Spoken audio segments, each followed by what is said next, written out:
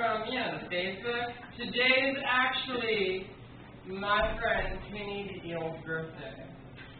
Her name's not really Penny the Eel. Her real name is Candy. Candy Kuka.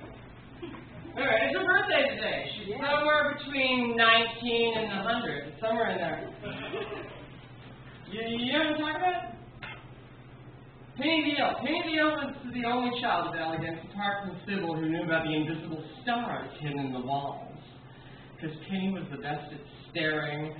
It wasn't the kind of thing she'd have talked about to her housemates, though, because stars coming out of everything. Penny knew the invisible ropes. She knew full well the difference between stuff everybody could see and stuff only she could.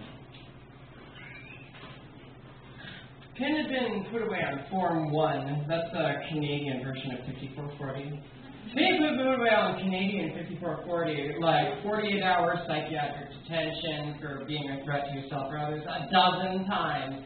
Almost every time they had her put away,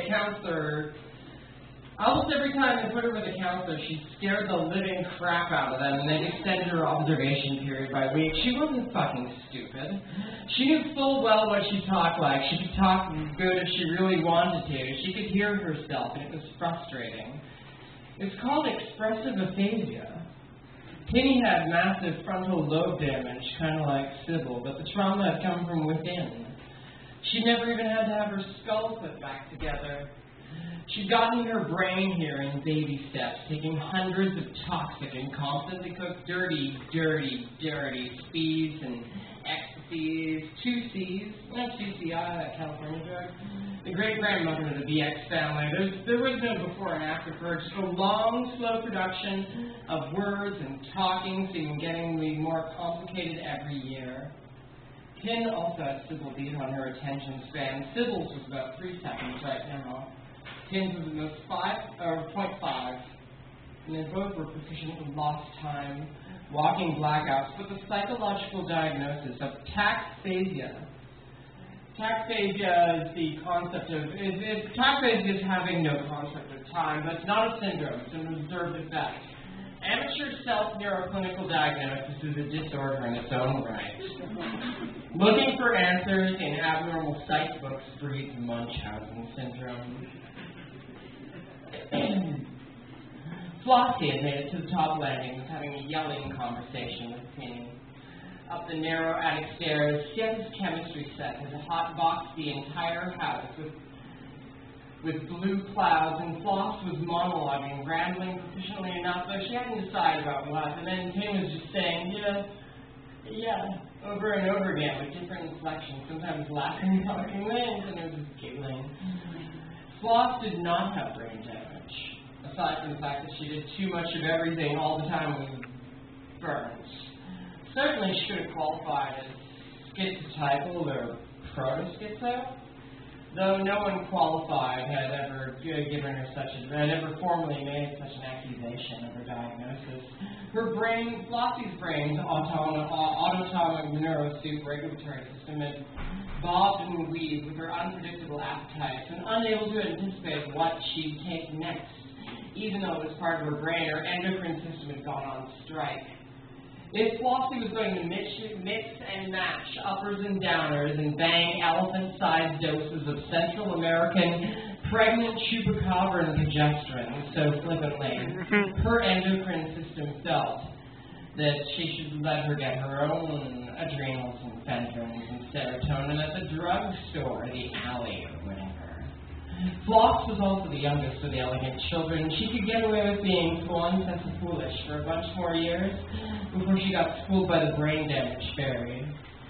Before one day, someone came up behind her when she was acting cray and bopped her on the back of the head, and she got stuck like that. Sid figured Flossie and Penny had been battling through the ceiling long enough, and she pushed Flossie's chubby yet narrow bum up the stairs into Penny's nest. It was the same shape as Sissy's attic room, but the crooked walls were all laid in tongue and groove, and it was heated by an electric dish heater, hanging off the ceiling, and lit by strings of blue and white Xmas lights, tangled with dozens of strings of non-working Xmas lights that would have been really boring to untangle and take down. Penn's bed was shrouded in a mosquito net, not for bugs. Not for bugs, but so Pin could have kind of a fairy princess nest. Her stuffed animals were ugly little monsters. They were lumpy, literally chewed up bunnies, bows around their necks, and some other stuffed animals that were made by someone sewing fur around a cherry aspartame cola, and then pulling out the cola can, drinking it, letting googly eyes and bows all over the thing. Those ones, they all had names like Pink Can Baby, Big Bow Can Baby, and Stupid Can Baby. Pin also had a 3-foot-tall squirrel. 3-foot-tall squirrel had his own little armchair and sat across from a second tiny armchair with just a big pile of expensive underwear on it. In between them was a tiny round table with a little kid's tea set, a big bowl of kids' ramen broth. Kids' ramen broth? In the window alcove, there were several milk crates of clothes and one of those old telephone tables. A little tiny, 100-square-inch desk attached to an orange leather chair and had a rotary dial phone on it. Sybil remarked it was kind of awesome, because she would remember that rotary telephones stuck it to the man, because then the phone company had to repair and replace 7-year-old switching systems to interface them. Today, the internet had probably closed that loophole, and we'd never know unless we phoned the urban legends chair of the university. Flossie thought that she'd phone the urban legends chair of the university right now at 4 a.m. and wake him up. Then Flossie asked, "Know what's a good urban legend? All the Japanese restaurants in this city are run by Koreans. They're run by Koreans, at least 24 of them by fish. You can go down to the 1,000 square mile Lake Metropolitopolis and catch fish, and these restaurants will buy them. They pay like $1 or up to $4 a fish, depending on how the size of it is." Sybil said that's not an urban legend at all. And Floss said, "Oh yes it was. As in every moment of her childhood, getting her fish money and blowing it on wild clubwear that she got in the cheap shops up in the area of West Eglinton. This neighborhood north of Metropolitopolis, Canada, was seriously entirely mixed race, and a mashup of cheap import stores where there were Blasians and Dutch African Icelanders and Latina Hindis and Turkmenistan Polynesian Rastafarians and their stores. Floss said she could say what's what on Mixies because she was one. Flossie was Sicilian Lebanese with a little dash of Norway for her blonde streak highlights in her hair. Her full name, Salon Sesame Dendelfabrodel, was actually a garbled Norwegian for girl who was a bridge in a flood, Dendelfabrodel. And everybody always thought she named herself after a bra. Sid said Floss couldn't say nothing. She was not at all the same race as a Chinese Haitian. Floss said if their great-grandparents of a Chinese Haitian bred with some Welsh to make their hair blonde, it would be. And trump card, she had a semi-twin. She had a semi-twin who was Turkish-Italian with a dash of Iceland. Her name was Lucrezia Beto Meli, which means well known to be important in Turkish Icelandic spelling. So they were internet friends, and they talked on the internet, but she lived in Central Europe, and she just hopped from country to country all year long. Winter, she was mostly in Berlin.